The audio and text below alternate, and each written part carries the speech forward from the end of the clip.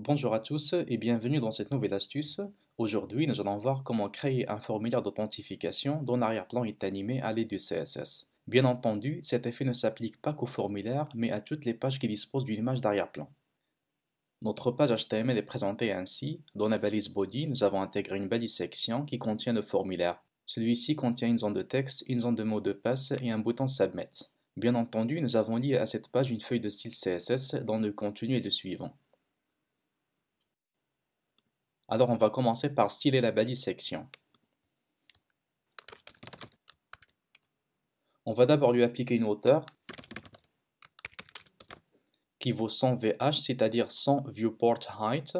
C'est une unité relative qui dépend de la surface de visualisation du contenu. Dans ce cas, 100 VH signifie la hauteur complète du navigateur, ou plutôt de l'espace visible du navigateur. Ensuite, on va appliquer l'image d'arrière-plan.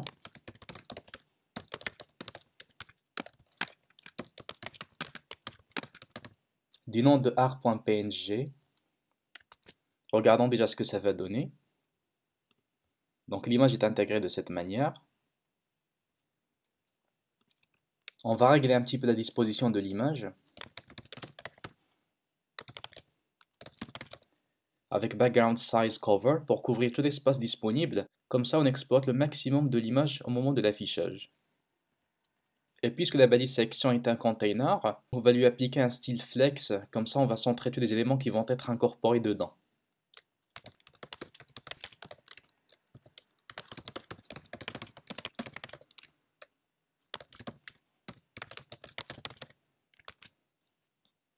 Vu que le formulaire est intégré directement dans la balise section, alors il sera centré sur le plan horizontal et vertical. Comme ceci. Maintenant, on va appliquer un style au formulaire lui-même pour qu'il soit visible au sein de la page.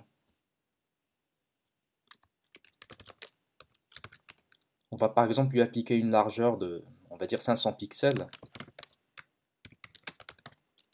Une couleur d'arrière-plan. Je vais choisir la propriété RGBA afin d'appliquer de la transparence. On va dire par exemple qu'on va appliquer la couleur noire avec une petite transparence, disons 0,4. Regardons maintenant.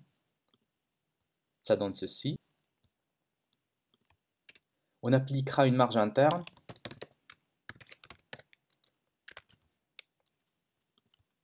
Voilà. Ça fait 60 pixels de tous les côtés. Mais vous avez remarqué que la largeur du formulaire a augmenté en raison de la marge interne que l'on a appliquée. Donc on va interdire cet effet, c'est-à-dire on va toujours se limiter à 500 pixels même si une marge interne est appliquée.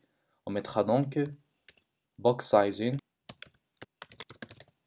avec la valeur border box.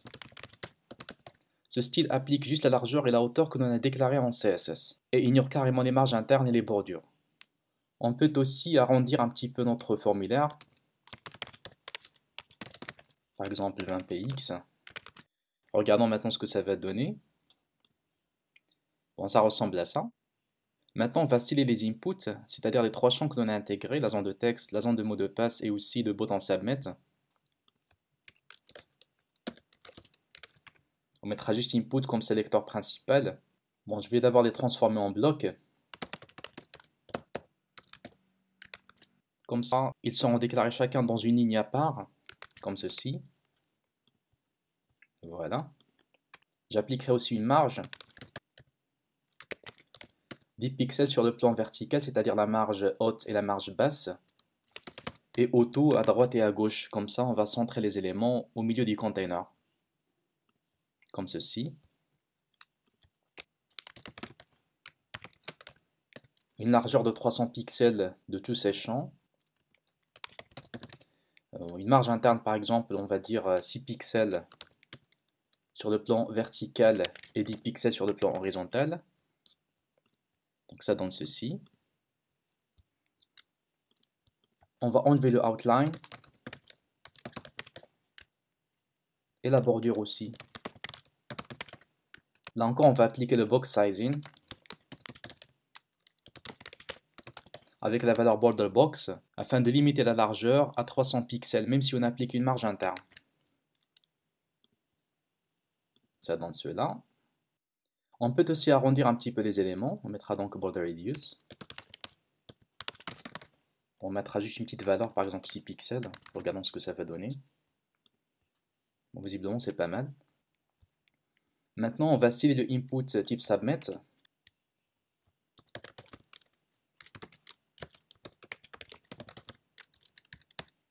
On va lui appliquer une couleur d'arrière-plan afin de le démarquer par rapport aux autres inputs. On va choisir par exemple 0E0, ça donnera du vert. C'est bien. On mettra le texte contenu en gras.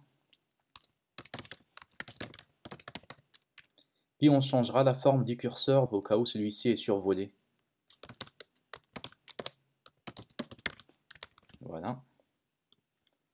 Ça donne ceci. Bon, on peut dire que c'est bon. Ce qu'on va faire maintenant, c'est appliquer l'animation. On va l'appliquer bien évidemment sur le container qui est la balise section. On va venir ici, on mettra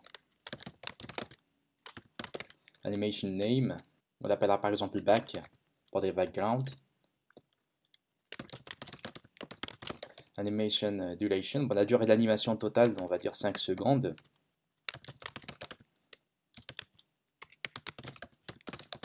Animation iteration count, pour dire le nombre de fois une animation va se répéter, on mettra infinite.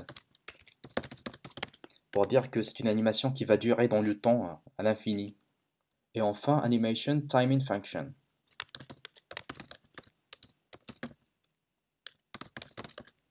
Pour spécifier la cadence de l'animation, on mettra par exemple linéaire.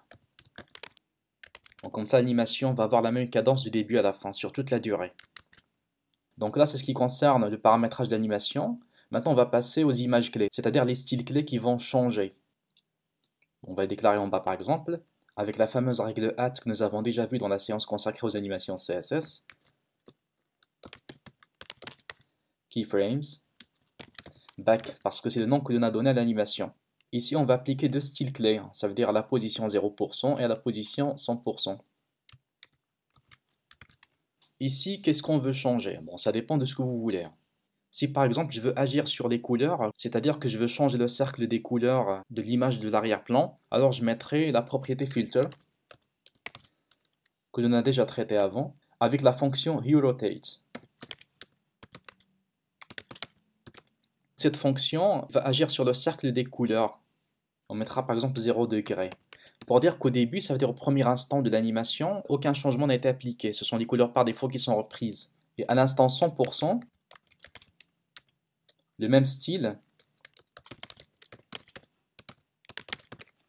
Mais là, je mettrai la valeur 360 degrés. En réalité, 360 degrés, c'est équivalent à 0, parce que finalement, c'est un cercle. Alors c'est comme si on va toujours tourner en rond, avec les couleurs qui vont changer de manière périodique. Bon, regardons maintenant ce que ça va donner. Voilà, on constate bien que les couleurs changent. Bon, on a comme l'impression que l'objet est animé, c'est-à-dire les petits triangles qui constituent l'arrière-plan, c'est comme s'ils se déplacent ou bien ils se propagent, mais en réalité ils sont immobiles, il n'y a que leur couleur qui change, et ça donne cet effet. Alors j'espère que vous avez apprécié cette astuce, merci pour votre attention et à la vidéo prochaine.